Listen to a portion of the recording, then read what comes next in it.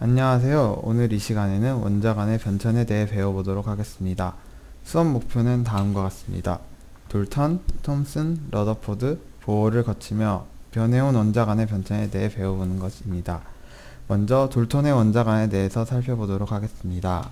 돌턴의 경우 물질을 계속 쪼개어 더 이상 쪼개어지지 않는 상태가 되었을 때 이의 입자를 원자라고 가정하였습니다.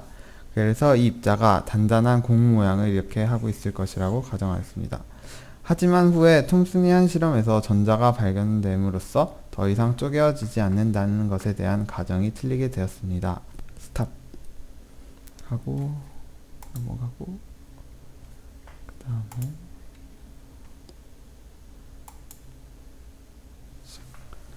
시작. 톰슨이 한 실험은 바로 음극성관 실험이었습니다.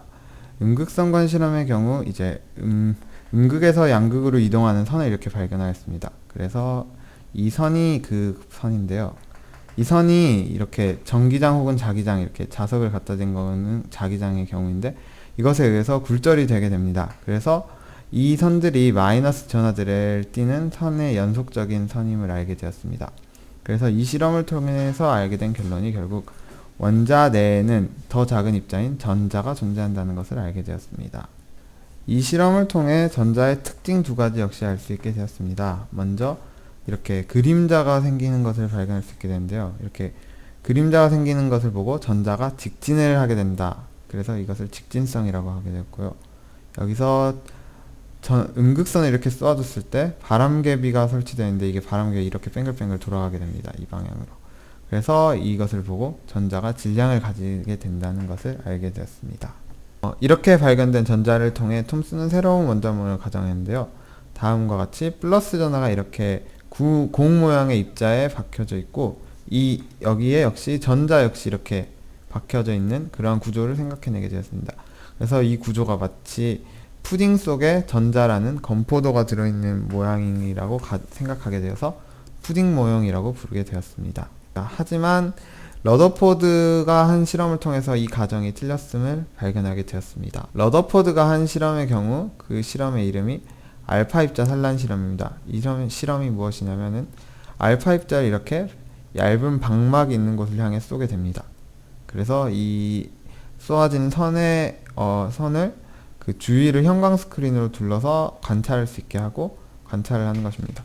그래서 관찰해 보았더니 대부분의 입자가 이렇게 그냥 통과하게 됩니다.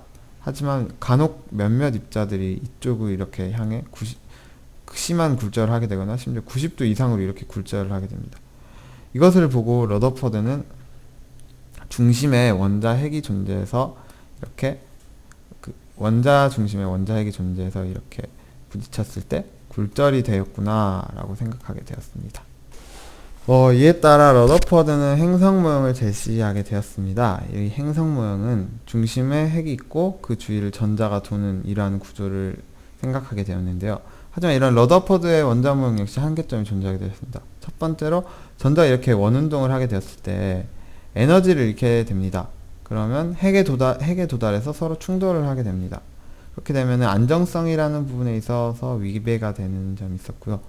두 번째로는 이렇게 전자가 에너지를 잃게 되었을 때 에너지의 방출이 표현되는 것을 스펙트럼이라고 하는데 우리가 예상했던 스펙트럼은 이렇게 점점 조금씩 접근해 가기 때문에 연속적인 스펙트럼이 예상되었지만 실제 우리가 봤더니 선 스펙트럼이 발견되었습니다. 선 스펙트럼은 이렇게 끊겨져 있는 구조로 이런 식의 스펙트럼이 관측되었다는 얘기입니다. 이러한 두 가지 모순점을 해결한 것이 바로 보어의 원자 모형입니다. 보어의 경우 중심 핵이 이렇게 있고 그 주위를 전자가 이렇게 특정한 궤도를 돈다고 생각하였습니다. 물론 이게 입체적이기 때문에 이런 식으로도 돌고 뭐 이런 식으로도 돌겠습니다. 그래서 그래서 에너지를 잃지 않게 되어서 안정성을 지니게 되고 그래서 궤도마다 에너지 방출되는 것이 다르게 되겠습니다. 그래서 여기서 방출되는 에너지가 다르고 여기서 이렇게 방출되는 에너지가 다르고 여기서 방출되는 에너지가 다르고 그래서 각각이 이렇게 스펙트럼을 발견했을 때 이렇게 선 모양으로 발견되게 됩니다. 그래서 이런 두 가지 법칙을 위배됐던 것을 완벽하게 설명함으로써 좀 더 발전된 원자 모형을 나타내게 되었습니다. 지금까지 원자 간의 변천에 대해서 살펴보았습니다. 감사합니다.